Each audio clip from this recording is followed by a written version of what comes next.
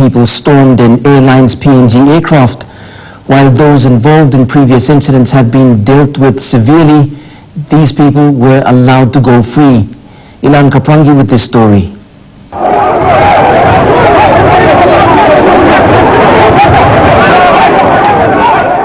Incident last Friday at the Wapenamanda Airport calls for tougher security measures in place. Hundreds of people stormed into the airline's PNG aircraft, breaching civil aviation laws.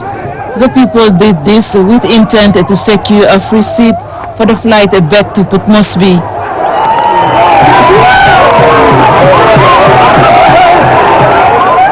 The situation left the airline staff, in particular the lone flight attendants, life at stake.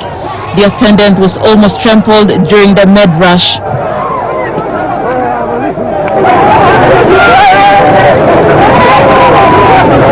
The few policemen and correctional service officers present at the time were outnumbered and helpless, but using force later, they eventually brought the crowd under control. This is number 49 over the staff lot of policemen the government again charge more prosecuting more any other offenders. This is a lesson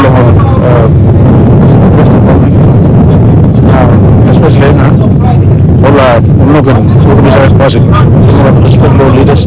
But it did not happen as the PPC said. The 49 people were arrested but later released.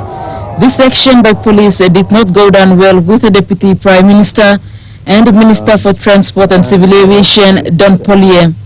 I was a bit disappointed when nobody was arrested on the same instant. People should have been arrested. But what is wrong? You'll have chartered aircraft in there. You've got tourists coming in there. You've got business people coming in there. You'll have normally scheduled flights by any operator like Air Niugini. But if you allow such things to continue and the law enforcing agent, the police, and the security don't come into play, then there's a big gap in the confidence that you will place on the security forces and especially the police. He condemned such behavior and warned of airport closure. Being a local, Minister Pollier was also embarrassed and disappointed.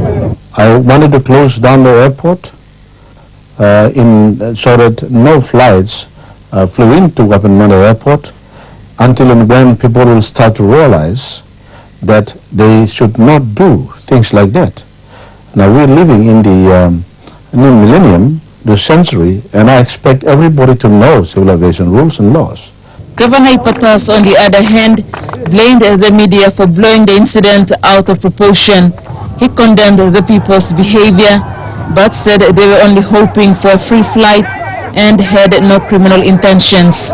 Speaking from Wabeg on Tuesday, Governor Ipatas also apologized to Airlines PNG for what happened.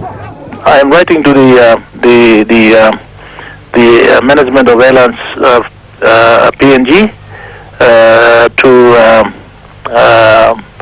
apologize for the unfortunate incident that took place at Wapenamanda. I especially want to sincerely apologize to the pilot and his first officer and the hostess who was on this chartered flight. Governor Ipatas also denied claims that police released the culprits because he intervened. The governor blamed lack of security. Such airport incident is not new. A chartered Air Niugini flight carrying the body of late and former Simbu Governor Loyambane was faced with a similar situation in Simbu 3 years ago. In Medang, former Governor Jim Cass ran onto the tarmac and tried to stop a plane from leaving. Even though he acted alone, Mr. Cass was arrested and charged by police and later served a jail sentence. The Wapenamanda situation goes to show that there are issues that need addressing. There was lack of security to control the crowd and proper civil aviation facilities like fencing to keep out potential lawbreakers. And until and unless these issues are adequately addressed, the Airlines PNG management has second thoughts about accepting future chartered flights into Wapenamanda. The Airline's General Manager John Fitzgerald said the employees and aircraft safety are some of the company's priorities, and it will not take last week's incident lightly. To be honest, we have to look at it very closely before we accepted any further charters into that port. We'd want to make sure that the security measures and crowd control was adequate. In light of the recent worldwide airport security issue, the Wapenamanda incident paints a better picture about Papua New Guinea. The Transport and Civil Aviation Minister has undertaken to ensure proper fencing at the Wapenamanda Airport. This is to ensure security and safety.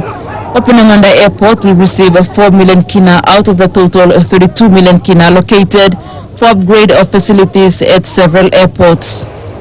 Airlines PNG does not operate services in Wapenamanda. The flight last week by its Dash-8 was on a specific charter by Governor Ipatas, who was returning home after his recent court victory.